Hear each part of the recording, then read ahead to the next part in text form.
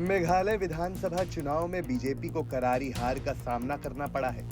विधानसभा चुनाव से पहले बीजेपी राज्य में अपने दम पर सरकार बनाने की बात कह रही थी, लेकिन विधानसभा चुनाव के नतीजे साफ बयां कर रहे हैं कि मेघालय में मोदी मैजिक नहीं चल पाया। चुनाव से ठीक पहले बीजेपी ने पुराने साथी एनपीपी से अलग होकर चुनाव लड़ने का फैसला किया था, जो कि बुरी तरह से फ्लॉप साबित हुआ। वहीं पीएम मोदी ने भी मेघालय चुनाव से पहले शिलांग में बड़ी रैली की। इस रैली में नरेंद्र मोदी ने विपक्ष पर निशाना साधते हुए कहा था कि वो कहते हैं कि मोदी तेरी कब्र खुदेगी और देश कह रहा है कि मोदी तेरा कमल खिलेगा। ये कांग्रेस के लोग इतने निराश हो गए हैं, इतने निराश हो गए हैं, अब तो वो सोचते हैं जब तक मोदी जिंदा है उनकी दाल गलने वाली नहीं है।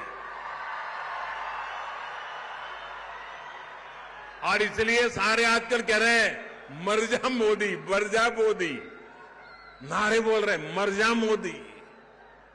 कुछ लोग कब्र खोदने में बिजी हो गए हैं, वो कह रहे हैं मोदी तेरी कब्र खुदेगी।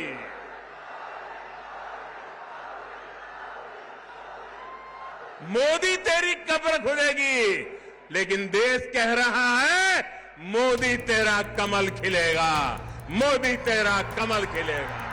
पीएम मोदी ने इस दौरान कांग्रेस और विपक्षी दलों पर हमला करते हुए कहा था कि देश से परिवारवाद जाना चाहिए। एनपीपी से नाता तोड़ने के बाद बीजेपी ने मेघालय की सभी 60 सीटों पर अपने प्रत्याशी मैदान में उतारे थे। मेघालय ने तय किया है कि दिल्ली और शिलांग दोनों जगह बीजेपी सरकार होनी चाहिए। होनी चाहिए कि नहीं होनी चाहिए? होनी चाहिए कि नहीं होनी चाहिए? मेघालय के हक का पैसा मेघालय के विकास में लगे, इसके लिए डबल इंजन सरकार जरूरी है। यहां बीजेपी सरकार जरूरी है। मेघालय को आगे कैसे बढ़ाना है, ये विजन और विश्वास बीजेपी के पास है। मेघालय में बीजेपी की हार की बात करें तो कहीं न कहीं राज्य में किसी मजबूत दल का साथ न होना बड़ा कारण रहा। बीते चुनाव में महज 2 सीट पाने वाली बीजेपी सरकार में शामिल होने के बाद ये महसूस कर रही थी कि 5 सालों के अंदर वह राज्य में अपनी पैठ बना चुकी है, लेकिन बीजेपी इसे समझने में पूरी तरह से नाकाम रही। मेघालय में बीजेपी की हार का एक बड़ा कारण ये भी रहा कि उसके पास राज्य में कोई सीएम कैंडिडेट के तौर पर चेहरा नहीं था।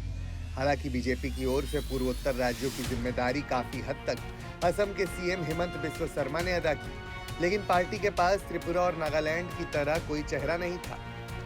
साल 2018 के मेघालय विधानसभा चुनावी नतीजों के बाद बीजेपी ने सूझबूझ का परिचय देते हुए एनपीपी और यूडीपी के साथ नाता जोड़ कांग्रेस को सत्ता से बाहर का रास्ता दिखाया था, जिसके बाद इस बार विधानसभा चुनाव आते ही बीजेपी ने एनपीपी के साथ नाता तोड़ लिया, जो कि बीजेपी के लिए काफी हद तक नुकसानदायक साबित हुआ।